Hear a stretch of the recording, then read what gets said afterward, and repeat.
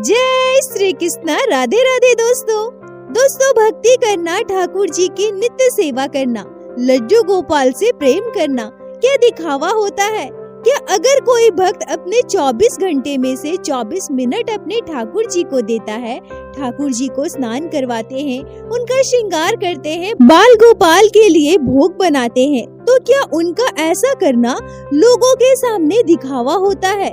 जो भक्त महिला अपने ठाकुर जी की सेवा करती है, ठाकुर जी को अपने परिवार का सदस्य मानकर उनसे प्रेम करती है, क्या ऐसी महिलाएं घर के कामों से बचने के लिए लड्डू गोपाल की सेवा करती है? आज इस कलयुग में जहां लोगों के पास 2 मिनट का समय नहीं है कि वह एक दूसरे का हालचाल पूछे, वहीं अगर कोई व्यक्ति अपने ठाकुर जी के पास बैठता है, उनसे बातें करता है, उन्हें गोद में लेकर अपने कान्हा से लाड लड़ाता है, फिर ऐसे भक्तों को लोग ढोंगी क्यों कहते हैं? ऐसे भक्तों से लोगों को जलन क्यों होती है? ऐसे भक्तों के प्रति लोगों के मन में द्वेष क्यों उत्पन्न होते हैं? और अपने द्वेष को, अपने जलन को शांत करने के लिए लोग ठाकुर जी के साथ घनघोर अत्याचार करते हैं। भक्तों को नीचा दिखाने के लिए ऐसे लोग भगवान तक को नहीं छोड़ते। ऐसे लोगों को तो बस दूसरों के आगे भक्त को गलत साबित करना होता है, भक्त की भक्ति को दिखावा साबित करना होता है, नौटंकी साबित करना होता है। दोस्तों, आज की यह लीला कथा जब आप श्रवण करोगे तो यकीन मानिए दोस्तों, ऐसे लोगों के प्रति आपको बहुत गुस्सा आएगा। लड्डू गोपाल के साथ ऐसा घिनौना कुकृत्य करने वाले व्यक्ति के लिए आपके मन में घृणा उत्पन्न होगी और साथ ही साथ हमारे छोटे से लड्डू गोपाल के लिए आपका मन बहुत दुखी होगा, आपकी आंखें नम हो जाएंगी। दोस्तों, आज की यह लीला कथा अंत तक अवश्य श्रवण कीजिएगा। आशा करती हूँ आज की यह लीला कथा आपके हृदय को स्पर्श करेगी। दोस्तों, आज की यह लीला कथा हमारे साथ शेयर की है कानपुर में रहने वाली रिया शर्मा जी ने। रिया जी हमसे कहती है कि मेरी शादी को 11 साल हुए हैं। मेरे ससुराल में मेरी सासू माँ, ससुर जी, जेठ जी, जिठानी जी, उनके 2 बच्चे और मेरे हस्बैंड थे। मेरे मन में वर्षों से लड्डू गोपाल की सेवा करने की चाहत थी। लड्डू गोपाल मुझे बहुत प्यारे लगते थे। मैं जब भी अपने पड़ोसियों के घर बाल गोपाल को देखती थी तो सोचा करती थी कि कब हमारे घर लड्डू गोपाल आएंगे, कब मैं उनकी सेवा कर पाऊंगी। पर मेरे मम्मी पापा दोनों नौकरी करते थे, दोनों सुबह सुबह अपने काम पर चले जाते थे। घर पर मैं और मेरे 2 भाई, हम लोग भी अपने अपने स्कूल कॉलेज जाया करते थे, इसलिए हमारे घर कभी लड्डू गोपाल नहीं आए और ना ही हमें उनकी सेवा का सौभाग्य मिला। पर जब मेरी शादी हुई और शादी के बाद मैं अपने ससुराल आई, तब मैंने देखा कि मेरी सासू माँ बहुत पूजा पाठ करती है। हमारे घर के मंदिर में सभी देवी देवताओं के चित्रपट है। मेरी शादी के लगभग 4 महीनों के बाद मेरी सासू माँ और ससुर जी वृंदावन धाम जाने वाले थे। मैंने अपनी सासू माँ से कहा, मम्मी जी आप वृंदावन जा रही है ना, तो वहाँ से मेरे लिए एक लड्डू गोपाल लेकर आना। मेरी बहुत इच्छा है कि मैं उनकी सेवा करूं। लड्डू गोपाल मुझे बहुत अच्छे लगते हैं। रिया जी कहती हैं कि जैसा कि मैंने बताया, मेरी सासू माँ बहुत धार्मिक है, उन्हें मेरे लड्डू गोपाल की सेवा करने से कोई ऐतराज नहीं था। मेरी सासू माँ वृंदावन से एक छोटे से प्यारे से बाल गोपाल को हमारे घर लेकर आए। हमारे घर के मंदिर में लड्डू गोपाल विराजित हो गए। अब लड्डू गोपाल की नित्य सेवा हमारे घर होने लगी। मैं प्रत्येक दिन लड्डू गोपाल को स्नान करवाती थी, उन्हें भोग लगाती थी। लड्डू गोपाल को 4 पहर का भोग लगाना होता था, इसलिए कभी मैं भोग लगा देती थी तो कभी मेरी सासू माँ। ऐसे ही समय बीत रहे थे। लड्डू गोपाल की कृपा से मेरे बेटे का जन्म हुआ। रिया जी कहती हैं कि अगर मैं अपनी जिठानी जी की बात करूं तो मेरी जिठानी जी ज्यादा पूजा पाठ नहीं करती थी, उन्हें इन सब चीजों में ज्यादा रुचि नहीं थी। जब मैं लड्डू गोपाल को स्पर्श नहीं कर पाती थी और अगर उस समय मेरी सासू माँ की तबीयत खराब हो और मेरे सासू माँ उन्हें लड्डू गोपाल को भोग लगाने को कहे तो उसमें भी वो चिढ़ जाती थी। सासू माँ अगर उनसे कुछ भी कहे तो वो उन्हें ताना देने लगती थी। कहा करती थी कि मेरे 2 बच्चे हैं, घर पर हजारों काम है, मैं कोई काम चोर नहीं हूँ जो पूजा पाठ के बहाने घंटों बैठी रहूं, मुझसे यह सब नहीं होगा। रिया जी कहती हैं क्योंकि मैं पूजा पाठ किया करती थी, इसलिए मेरा अधिकतर समय मेरी सासू माँ के साथ ही बीतता था। मेरी सासू माँ जब भी कहीं बाहर जाती थी, मंदिर जाती थी, तो मुझे अपने साथ लेकर जाती थी और इन सब चीजों से मेरी जेठानी जी को मुझसे बहुत जलन होती थी। घर पर कोई मेहमान आए या पड़ोसी आते थे तो मेरी सासू माँ उनके आगे मेरी तारीफ किया करती थी, कहा करती थी कि मेरी किस्मत बहुत अच्छी है जो मुझे ऐसी बहू मिली है, पूजा पाठ करती है, धार्मिक है, घर के काम को भी अच्छे से संभालती है। मेरे जेठानी जी से यह सब बिल्कुल भी सुना नहीं जाता था। और दूसरा सबसे बड़ा कारण यह था कि मेरे हस्बैंड बहुत अच्छी कंपनी में जॉब करते थे, उनकी सैलरी भी मेरे जेठ जी से कई ज्यादा थी। इन सभी वजहों को मिलाकर मेरी जेठानी जी हमेशा घर पर कलेश करती थी। मेरी वजह से मेरे सासू माँ को भी कई बातें सुनाती थी। ऐसे ही समय बीत रहा था, पर इसी बीच हमारे जीवन में एक ऐसी दुखद घटना घटी जिसके बाद हमारा पूरा परिवार बिखर गया। रिया जी कहती हैं कि प्रत्येक दिन की भांति मेरी सासू माँ सुबह उठी थी, स्नान करके पूजा पाठ करके नाश्ता करके वो अपने कमरे में टीवी देख रही थी। तभी अचानक से उनके सर में दर्द हुआ, सांस रुक गई और उनकी तबीयत बहुत बिगड़ गई। मेरी सासू माँ को अस्पताल ले जाया गया, पर मेरी सासू माँ को ब्रेन हेमरेज हो गया था। 2 दिन एडमिट होने के बाद अचानक उनकी मृत्यु हो गई। मेरी सासू माँ की मृत्यु से हमारा पूरा परिवार बिल्कुल बिखर गया। मेरी सासू माँ ही थी जिन्होंने पूरे परिवार को एक माला में पिरो कर रखा था। उनकी वजह से ही हमारा पूरा परिवार एक था। सासू माँ के जाने के बाद मेरे ससुर जी भी बीमार रहने लगे और अब मेरे और मेरे जेठानी के बीच झगड़ा लड़ाई और बढ़ गया। छोटी छोटी बातों पर लड़ाई झगड़े होने लगे। घर के काम को लेकर, खाना बनाने से खाना खाने को लेकर, हर चीज में हमारे बीच लड़ाई होती थी। और साथ ही साथ लड्डू गोपाल की सेवा, मेरे जेठानी जी को तो लड्डू गोपाल की सेवा पहले से ही पसंद नहीं था, पर फिर भी मेरी सासू माँ की वजह से वो चुप रहा करती थी। पर अब जब वो नहीं है तो हमेशा मेरी जेठानी जी मुझे ताना देने लगी। उन्हें लगने लगा कि मैं पूजा पाठ करती हूँ ताकि मैं घर के कामों से बच सकूं। सबके सामने मेरा अपमान करना, मेरी बेइज्जती करना जैसे उनका काम बन गया था। अब मेरे जेठ जी जेठानी जी बस यही चाहते थे कि हम उस घर को छोड़कर चले जाएं और उस घर को पूरी तरह से छोड़ दें और सारी संपत्ति उन्हें मिल जाए। इस वजह से घर पर हमेशा कलेश होता था। वो कहते थे कि हमारे बच्चे बड़े हो रहे हैं, तुम अच्छी कंपनी में जॉब करते हो, अच्छी सैलरी तुम्हें मिलती है, फिर कहीं और जाकर क्यों नहीं रहते। रिया जी कहती हैं कि मेरी बात शायद लड्डू गोपाल के सेवा करने वाले भक्त अच्छी तरह से समझ सकते हैं। जब हमारे बाल गोपाल को कुछ भी खाने की इच्छा होती है तो हम भक्तों के मन में अपने आप वो भाव आ जाता है कि मेरे लल्ला को आज ये खाना है और हम भक्त अपने कन्हैया के लिए वो भोग जरूर बनाते हैं। मेरे साथ भी ऐसा ही होता है। पर मेरे जेठानी जी को इस बात से भी ऐतराज था। वो कहती थी कि तुम बहुत बड़ी भक्त हो, जो भगवान आकर तुम्हें बताने लगे कि उन्हें क्या खाना है और क्या नहीं खाना है। इतने बड़े भक्त तो वो महात्मा, वो साधु संत भी नहीं होते होंगे जो जंगलों में कठिन तप करते हैं।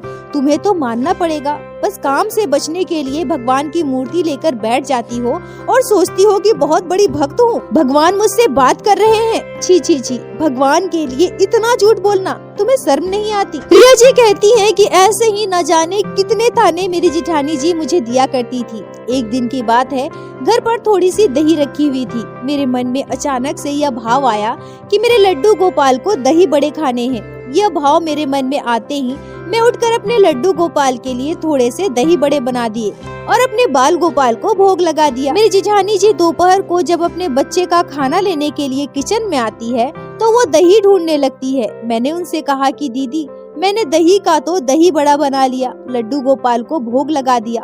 इतना सुनते ही दीदी भड़क गई और कहने लगी, तुमने बिना पूछे वो दही कैसे ले लिया? मैंने बाबू के लिए रखा था ना, वो 2 दिन से दही मांग रहा था और तुमने बिना पूछे लड्डू गोपाल के लिए भोग बना दिया। एक बार पूछना चाहिए था ना। रिया जी कहती हैं, मैंने दीदी से कहा, दीदी बाल गोपाल की इच्छा हो रही थी इसलिए मैंने उनके लिए दही बड़े बना दिए। अच्छा कोई बात नहीं, बाबू के लिए कल हम फिर से दही जमा देंगे, वो खा लेगा। रिया जी कहती हैं, मेरी बात सुनकर अब मेरी जेठानी जी और भड़क गई और कहने लगी, तुम हर बार ये क्यों कहती हो कि लड्डू गोपाल को ये खाना है वो खाना है? अरे तुम इतनी बड़ी भक्त नहीं हो, भगवान की दास नहीं हो जो तुम्हें आकर हर बात भगवान बताते हैं। अगर तुम्हें खाना था तो कह देती ना, भगवान के नाम पर इतना नौटंकी मत किया करो। रिया जी कहती हैं, दीदी की बात सुनकर मुझे बहुत बुरा लगा, मेरी आंखों से आंसू आ गए। मैंने उनसे कुछ भी नहीं कहा और चुपचाप अपने कमरे में चली गई। पर शाम को मेरे जेठ जी मेरे हस्बैंड से मेरी शिकायत करते हैं और कहते हैं, रिया को समझा देना, वो आगे से ऐसा ना करे। किचन में कोई भी सामान खाने का रखा हो वो उठाकर भगवान को भोग लगा देती है। बच्चे के लिए दही रखा था, बाबू कितना रो रहा था, तुम्हारी पत्नी ने उसे भी लड्डू गोपाल को भोग लगा दिया। एक बार पूछ तो लेना चाहिए था ना। रिया जी कहती हैं मेरे हस्बैंड कमरे में आते हैं और मुझसे कहते हैं आगे से ऐसा बिल्कुल भी मत करना। तुम्हें कुछ भी खाना हो, अपने लड्डू गोपाल को कुछ भी भोग लगाना हो, तुम्हें किसी भी चीज की जरूरत हो तो मुझे बताना, मैं तुम्हें ला कर दूंगा। पर घर से कोई भी चीज ऐसे ही उठाकर बाल गोपाल को भोग मत लगा देना। रिया जी कहती हैं मेरी आंखों में आंसू थे। मैंने अपनी जेठ जी की सारी बातें सुन ली थी। मेरे जेठ जी ने ये कैसे कहा कि रिया को खाना हो? अगर रिया को खाना हो तो थोड़ा ले लेती, बहाना क्यों बनाती है? अपने जेठ जी की यह बात मुझे बहुत बुरी लगी। मैंने रोते हुए अपने हस्बैंड से कहा कि मुझे नहीं खाना था। मेरे मन में बस यह भाव आया कि मेरे लड्डू गोपाल को दही बड़े खाने हैं, इसलिए मैंने किचन से दही ले लिया। मुझे नहीं पता था कि वो दही बाबू के लिए रखा है। ठीक है, आगे से मैं किचन का कोई भी सामान नहीं लूंगी। मेरे बाल गोपाल को जो भी खाना होगा, मुझे जो भी भोग लगाना होगा, मैं बाजार से मंगवा लूंगी। रिया जी कहती हैं कि शायद मेरी जेठानी जी कमरे के बाहर से हमारी बातें सुन रही थी। वो तुरंत कमरे में आकर जोर से चिल्लाने लगती है और कहने लगती है हमने कभी ऐसा कहा है क्या कि किचन का कोई सामान नहीं लेना है? और तुम्हें हर बात लड्डू गोपाल ही बताते हैं क्या? उन्हें क्या पसंद है क्या नहीं पसंद, उन्हें कब क्या खाना है? अगर तुम्हें खाने का मन होता है तो तुम वो खुद भी तो कह सकती हो ना कि मुझे खाना है। हर बात पर तुम लड्डू गोपाल का नाम क्यों लेती हो? अच्छा ठीक है, आज से मैं भी ऐसा करूंगी। तुम्हारे अकेले के नहीं है लड्डू गोपाल, लड्डू गोपाल मेरे भी हैं। मम्मी जी उन्हें वृंदावन से लेकर आई थी। रिया जी कहती हैं कि उस दिन हमारे बीच बहुत बहस हुई, बहुत लड़ाई हुई, बहुत झगड़ा हुआ। बार बार मेरी भक्ति का अपमान किया गया, बार बार मुझे भला बुरा कहा गया, मेरे लड्डू गोपाल का अपमान किया गया। आज जमाना ऐसा ही है, धन संपत्ति के लिए, प्रॉपर्टी के लिए एक भाई भाई का दुश्मन बन जाता है। मेरे जेठ जी और जेठानी जी का बस एक ही मकसद था कि हम उस घर को छोड़कर चले जाएं और पूरी संपत्ति उन्हें मिल जाए। रिया जी कहती हैं कि लड्डू गोपाल की कृपा से हमारे पास सब कुछ था। हम चाहते तो इतना कलेश बर्दाश्त नहीं करते, सब कुछ छोड़ छाड़ कर कहीं और चले जाते, पर हम विवश थे पापा जी के लिए। पर हम बस पापा जी के लिए नहीं जाते थे, हम नहीं चाहते थे कि इस उम्र में पापा जी को यह सब देखना पड़े। और तभी कुछ दिनों के बाद मेरे जीवन में एक ऐसी घटना घटी जिसे सुनकर आप सभी के रोंगटे खड़े हो जाएंगे। एक इंसान इतना नीचे गिर सकता है, किसी का अपमान करने के लिए इस हद तक नीचे जा सकता है, भगवान के साथ इतना बड़ा कुकृत्य कर सकता है, सोच कर भी रूह कांप जाती है। रिया जी कहती हैं कि उस दिन हुआ यूं कि घर पर प्रत्येक दिन के कलेश की वजह से हम पति पत्नी परेशान हो गए थे। इधर मेरे ससुर जी की तबीयत भी ठीक नहीं रहती थी, हम उन्हें लेकर भी हमेशा चिंतित रहते थे। शाम का दिया बाती कर बाल गोपाल को भोग लगाने के बाद मैं अपने हस्बैंड के साथ शॉपिंग करने के लिए मार्केट गई। और मार्केट से जब मैं घर आई तब मैं क्या देखती हूँ कि लड्डू गोपाल के आगे गोलगप्पे रखे हैं। पर सबसे आश्चर्य की बात जिसे देखकर मैं दंग रह गई, उस गोलगप्पे में प्याज डाले हुए हैं। रिया जी कहती है कि यह देखकर मेरे होश उड़ गए। मैं चिल्लाकर कहने लगी कि ये सब किसने किया मेरे लड्डू गोपाल के साथ। मेरे चिल्लाने की आवाज से मेरे हस्बैंड दौड़कर मेरे पास आते हैं। तभी मेरी जेठानी जी कहती हैं, तुम्हारे लड्डू गोपाल ये तुम्हारे कैसे हो गए? इन्हें तो मम्मी जी लेकर आई थी ना वृंदावन से। और क्यों? अगर ये तुम्हें बता सकते हैं कि इन्हें क्या खाना है तो मुझे क्यों नहीं बता सकते? इन्होंने खुद मुझे आभास कराया है कि इन्हें प्याज वाले गोलगप्पे खाने हैं। तुम इतना क्यों चिल्ला रही हो, इतना क्यों शोर मचा रही हो? रिया जी कहती हैं कि अपनी जेठानी जी की बात से मैं दंग थी, हैरान थी।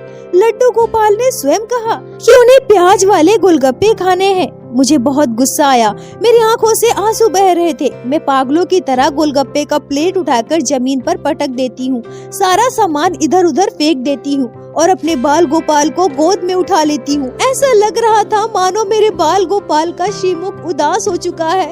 लड्डू गोपाल नम आंखों से मेरी ओर देख रहे हैं और मुझसे कह रहे हैं, मैया क्यों मैया, मेरे साथ ऐसा क्यों? रिया जी कहती है कि मुझे कुछ भी सुध बुध नहीं था। मैं पागलों की तरह जोर जोर से रोने लगी, लड्डू गोपाल के आगे अपना सर पटकने लगी। मेरे हस्बैंड मुझे चुप करा रहे थे और मेरी जेठानी जी बार बार बस यही कह रही थी, देख लो नौटंकी शुरू। अरे लड्डू गोपाल तुम्हारे थोड़ी है, भगवान है, सबके हैं। भगवान जब तुम्हें आभास करा सकते हैं तो मुझे क्यों नहीं करवा सकते? और मैं करूँगी। मुझे जब जो आभास होगा मैं उसी का भोग लगाऊंगी। तुम मुझे नहीं रोक सकती। रिया जी कहती है कि मैंने उनकी बातों का कोई जवाब नहीं दिया। मैं रो रही थी। बाल गोपाल को देख देख कर बार बार मेरी आंखों से आंसू बह रहे थे। भगवान के साथ कोई ऐसा कैसे कर सकता है? मैंने तुरंत मंदिर की पूरी साफ सफाई की, लड्डू गोपाल को स्नान करवाया, उन्हें स्वच्छ वस्त्र पहनाए। पर अब शायद मेरी जेठानी जी को मेरे कमजोरी के बारे में पता चल चुका था कि यही एकमात्र तरीका है हमें परेशान करने का, इस घर से बाहर निकालने का। अब अगले दिन मेरी जेठानी जी क्या करती हैं? रात के 8 बजे बाजार से वो घर आती हैं और अपने साथ गोलगप्पे लेकर आती हैं और फिर से प्याज वाले गोलगप्पे लड्डू गोपाल के आगे रख देती हैं। उस दिन हमारी खूब लड़ाई होती है। बाल गोपाल के साथ वो ऐसा क्यों कर रही हैं? भगवान के साथ भला ऐसा कोई कैसे कर सकता है? मैं बार बार अपनी जेठानी जी से रोते हुए बस यही कह रही थी, आप बहुत बड़ा पाप कर रही हैं। देख लेना, आपको इसकी सजा भुगतनी पड़ेगी। आपको लड़ना है मुझसे लड़िए, जो कहना है मुझसे कहिए। पर लड्डू गोपाल के साथ ऐसा क्यों कर रही हैं? अब भगवान का मजाक बना रही हैं। क्यों ऐसा कर रही हैं आप? पर मेरी जेठानी जी बस यही कह रही थी, बाल गोपाल मुझे आभास करा रहे हैं, उन्हें प्याज वाले गोलगप्पे खाने हैं। और हाँ, मुझे पता है कि तुम चाहती हो हमारे साथ बहुत बुरा हो जाए। और प्याज कोई मांसाहारी भोजन नहीं है जो तुम इतना नौटंकी कर रही हो। और लड्डू गोपाल मेरे भी हैं, तुम्हारे अकेले के नहीं है। और अगर तुम्हें इनसे इतना प्यार है, इतना बुरा लग रहा है, तो लेकर चली जाओ ना इन्हें यहाँ से। मेरे पास रहेंगे तो मुझे जब जो आभास होगा मैं उसी का भोग लगाऊंगी। और तभी मेरी जेठानी जी कुछ ऐसा कहती हैं जिसे सुनकर मेरे होश उड़ जाते हैं। मेरी जेठानी जी कहती हैं, मुझे प्याज वाले गोलगप्पे का आभास हुआ तो मैंने प्याज वाले गोलगप्पे का भोग लगाया। कल को अगर मुझे मछली का, मांस का, अंडे का आभास हो तो मैं उसी का भोग लगाऊंगी और तुम मुझे नहीं रोक सकती। भगवान किसी के नहीं है, वो सबके होते हैं। और सासू माँ इन्हें वृंदावन से लेकर आई थी, फिर ये तुम्हारे नहीं है, मेरा भी हक है। और मैं बार बार कह रही हूँ, तुम्हें इतना दुख हो रहा है, इतनी तकलीफ हो रही है तो इस घर को छोड़ दो ना। क्यों यहाँ रह रही हो? कहीं और चले जाओ अपने लड्डू गोपाल को लेकर और अपने हिसाब से रहो। रिया जी कहती हैं कि मुझे उस दिन समझ में आ गया कि मेरी जेठानी जी ऐसा क्यों कर रही हैं। कोई अपने स्वार्थ की पूर्ति के लिए ऐसा कैसे कर सकता है? भगवान के साथ इतना गलत कैसे कर सकता है? मेरी जेठानी जी ने मेरी नब्ज पकड़ ली थी। उन्हें पता चल गया था कि वो मुझे जितना भला बुरा कहेगी मैं बर्दाश्त कर सकती हूँ, पर अगर मेरे लड्डू गोपाल को जरा भी तकलीफ हुई तो मैं उसे बर्दाश्त नहीं कर सकती। इसलिए मेरी जेठानी जी इतना नीचे गिर गई थी, इतना घिनौना काम कर रही थी। उन्होंने एक बार नहीं, बार बार लड्डू गोपाल के आगे प्याज वाले गोलगप्पे रखे। और मैं इस बात से और भी डर गई कि कहीं वो कल को मांसाहारी भोजन मेरे लड्डू गोपाल के आगे न परोस दे।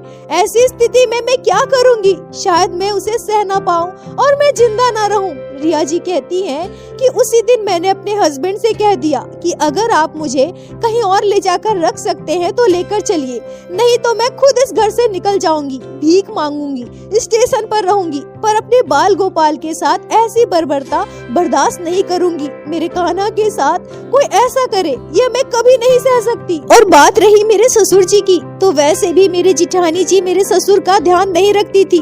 पापा जी के कपड़े धोना, उन्हें समय पर दवाई देना, उन्हें खाना खिलाना, सब कुछ मैं ही किया करती थी। लड्डू गोपाल की कृपा से हमें किसी चीज का अभाव नहीं था। फिर हम अपने ससुर जी को अपने साथ ले जाकर क्यों नहीं रख सकते? रिया जी कहती हैं कि कुछ ही दिनों में हमने उस घर को खाली कर दिया।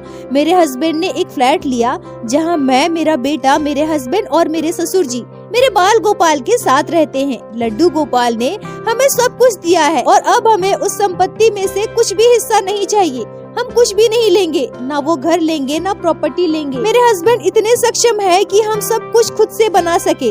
मेरे बेटे को लड्डू गोपाल की कृपा से कभी किसी चीज की कमी नहीं होगी, इसका मुझे पूर्ण विश्वास है। प्रिया जी कहती है कि मेरी जेठानी जी ने हमें घर से निकालने के लिए मेरे लड्डू गोपाल के साथ जो घृणित कुकृत्य किया है, उसे आज भी मैं याद करती हूँ तो मेरी आंखों में आंसू आ जाते हैं। मेरे बाल गोपाल के दुख को, तकलीफ को मैं महसूस कर पाती हूँ। बस मैं अपने ठाकुर जी से यही प्रार्थना करूंगी कि उन्हें सद्बुद्धि दे, वो कहते हैं ना, जो जैसा कर्म करता है उसे भोगना पड़ता है।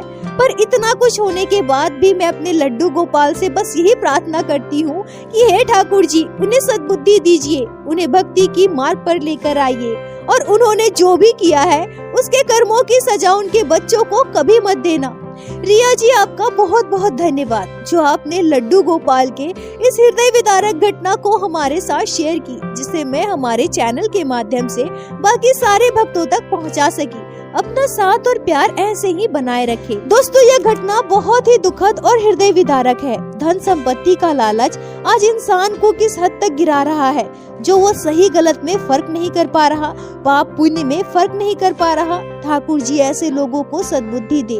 और दोस्तों, मेरे साथ एक बार प्रेम से कहिए, बोलो बाके बिहारी लाल की जय, लड्डू गोपाल की जय, जय जय श्री राधे। दोस्तों, यदि आप लोगों को आज की यह लीला कथा अच्छी लगी हो, आपके हृदय को स्पर्श की हो, तो कृपया वीडियो को लाइक करके अपने दोस्तों के साथ शेयर अवश्य करें, जिससे बाकी भक्त भी लड्डू गोपाल की इस अद्भुत लीला कथा को श्रवण कर सके और हमारे चैनल को सब्सक्राइब करें।